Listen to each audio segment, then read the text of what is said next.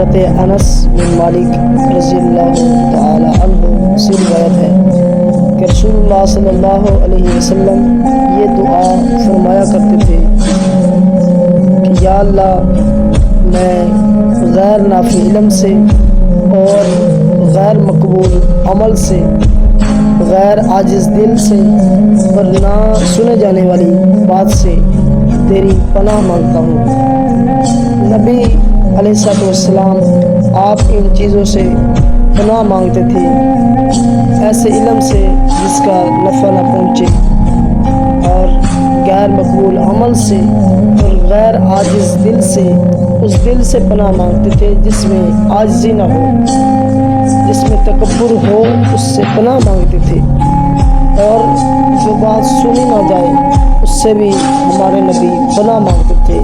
لہٰذا میرے دوستوں، ہمیں بھی ہر وقت ایسی چیزوں سے پناہ مانگنی چاہیے جو دنیا و آخرت میں ہمارے لیے نقصان دہ ہو۔ اللہ رب العزت سے ہمیشہ یہی دعا کرنی چاہیے کہ یا اللہ ہمیں علم نافع، عمل مقبول اور کامل ایمان عطا فرما۔ آمین ثم آمین۔